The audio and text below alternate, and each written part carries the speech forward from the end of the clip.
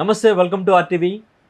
Peddi Peddi movie trailer కోసం, Peddi movie కోసం cinema lovers ఎంత ఈగర్లీ వెయిట్ చేస్తున్నారో మనం చూడొచ్చు.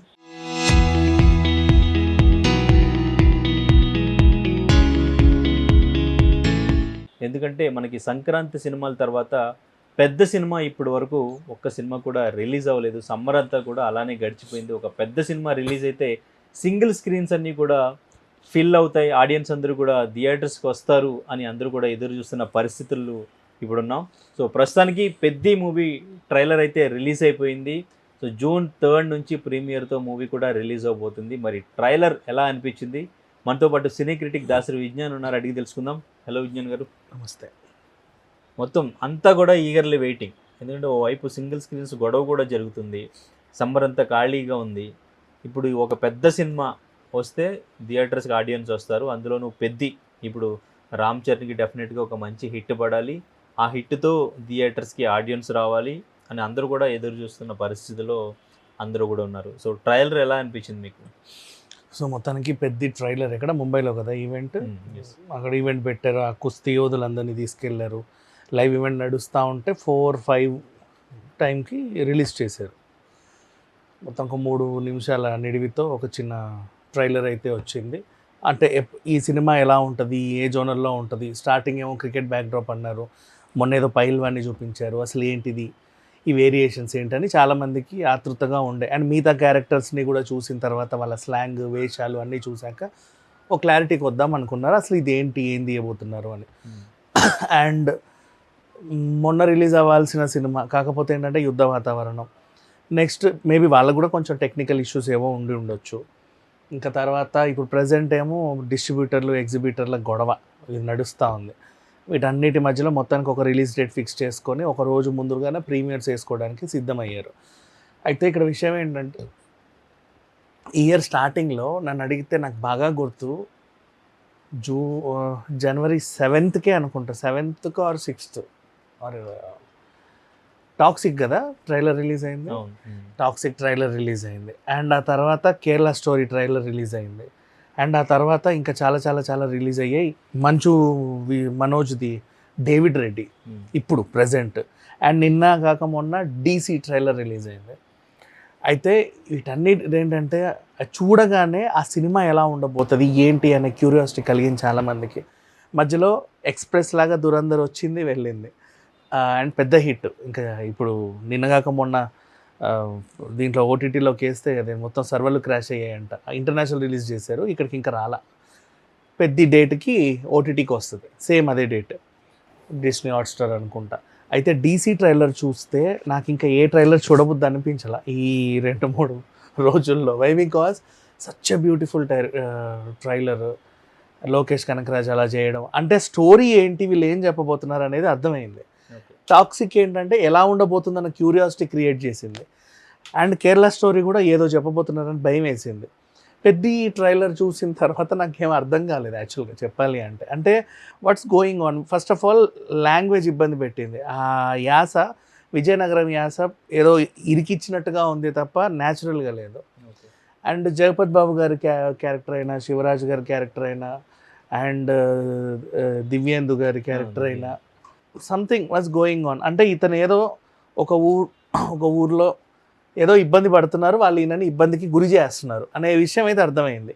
నువ్వు ఎందుకు ఇబ్బంది పడుతున్నావు, దేనికోసం అనేది తెలియదు. అఫ్కోర్స్ ట్రైలర్లో అన్నీ చెప్పర్లే, అదేంటో తెలుసుకోవడానికే థియేటర్కి రావాలి అనే దీంతో కొన్ని దాస్తారు. కానీ అదేంటో అంత తెలుసుకోవాల్సిన అవసరం ఏంటి అనే ఫీలింగ్లో ట్రైలర్ ముగించింది. హీరోయిన్ని ఆల్రెడీ మనం దేవర్లో చూసినట్టుగానే కొంచెం అలాగే ఉంది ఆబ్వియస్లీ. అండ్ మిగతా క్యారెక్టర్స్, అమ్మాయి ఏదో బూతు మాట్లాడితే చంద్ర నువ్వు అలా మాట్లాడకూడదు అనడం, పక్కా విజయనగరం స్లాంగ్లో ఆ ఊర్లో అక్కడ జరిగినటువంటి ఇన్సిడెంట్స్ అన్నిటిని బేస్ చేసుకొని ఇప్పుడు ఉప్పెన ఎలాగైతే మనందరినీ అక్కడికి తీసుకెళ్ళాడు, కాకినాడ ఉప్పాడ ప్రాంతం దగ్గర తీసుకెళ్ళాడో, ఇది కూడా ఈ ప్రాంతాన్ని మనకు పరిచయం చేసే ప్రయత్నం అయితే చేశాడు బుచ్చిబాబు. అండ్ ఇక పాటలు, బ్యాక్గ్రౌండ్ స్కోర్ అంటావా పెద్దగా ఏదో చూస్తున్నాము దీనికోసమే మేము వెయిట్ చేసామన్న ఫీల్ అయితే అదేం పెద్దగా కలిగించలే నాకైతే. It's okay. ట్రైలర్ అంటే ఒక ట్రైలర్ చూస్తే సినిమా కోసం వెయిట్ చేయాలి కదా, అట్లా అనిపించిన ట్రైలర్స్ ఇప్పుడు ఇట్లాంటి టాక్సిక్ లాంటివి, దురంధర్ లాంటివి, లేకపోతే ఇప్పుడు నిన్న రిలీజ్ అయిన డీసీ లాంటి వాటి సినిమా, ఈవెన్ డేవిడ్ రెడ్డి చూస్తే ఆ మూవీకి వెళ్ళాలన్న ఇంటెన్సిటీ కలిగింది, ఆ ఇంట్రెస్ట్, అబ్బా అదేంటో చూడబోతున్నామని. ఇది పెద్దగా ఏమి అనిపించలేదు, ఏదో ఒక సినిమా వస్తుంది అన్నట్టుగా అనిపించింది నాకు. ఓకే, ఫ్యాన్స్ ఎక్స్పెక్టేషన్స్ రీచ్ అవుతుందంటారు? ఫ్యాన్స్ ఎక్స్పెక్టేషన్స్ రీచ్ అవుతుందా లేదా అనేది నువ్వు ఫ్యాన్స్నే అడగాలి. ఆ ఫ్యాన్స్కి ఏం కావాలో నాకు తెలియదు యాక్చువల్లీ. సో వాట్ ఎవర్, పెద్దగా ఈ ట్రైలర్ నాకైతే అంతకేం అనిపించలేదు.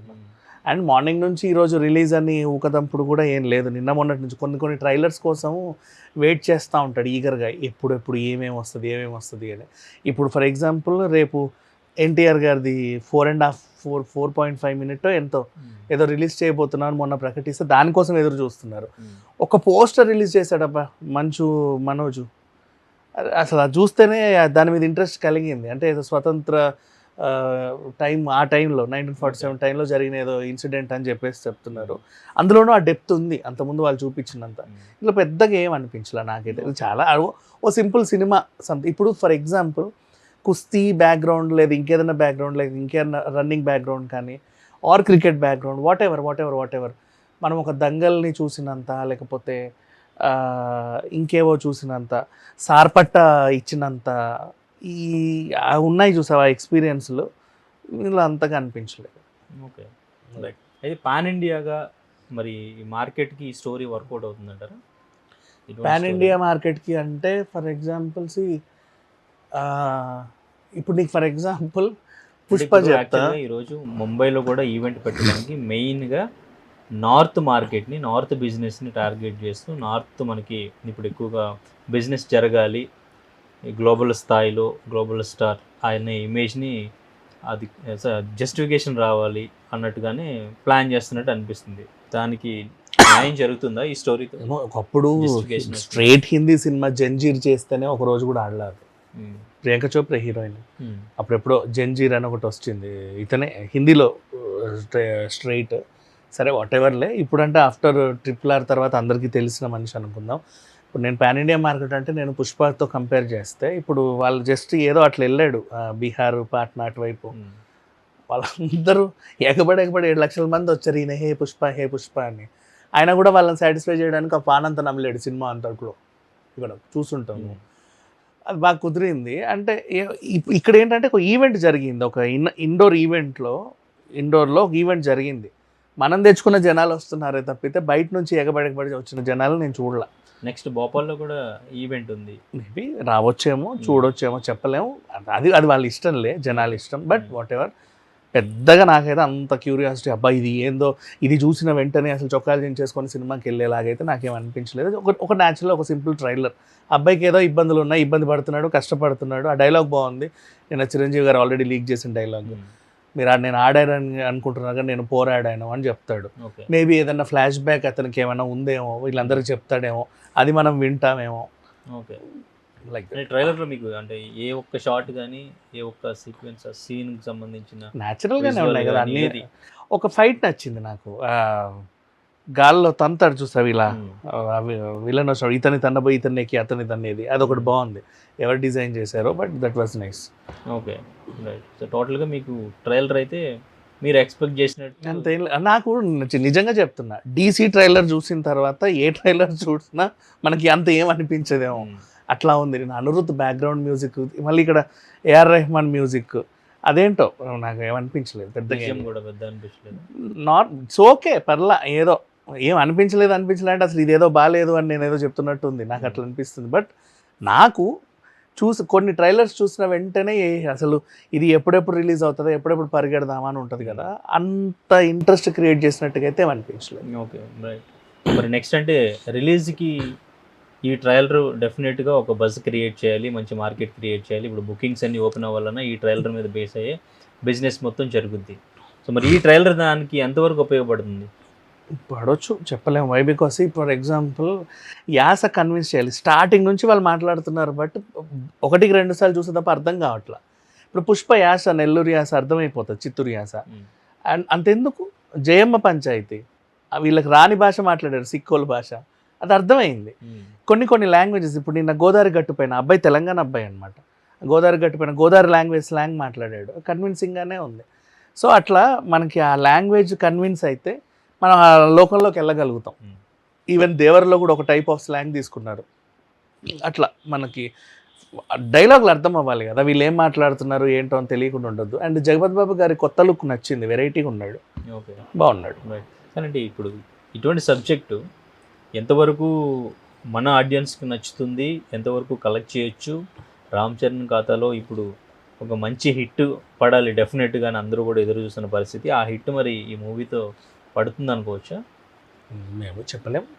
ట్రైలర్ చూసిన తర్వాత అట్లా ఏమైనా అనిపించిందా? డెఫినెట్గా రామ్ చరణ్ ఒక మంచి హిట్ పడిపోతుంది, లేదంటే ఫస్ట్ డే ట్రైలర్ మంచి చూసిన collection. తర్వాత సినిమాకి వెళ్ళాలనిపించాలి. సినిమాకి వెళ్ళిన తర్వాత మన అంచనాలు అందుకుంటే అది హిట్టో ఫ్లాపో బాగుందో బాగాలేదో మాట్లాడుకుంటాం.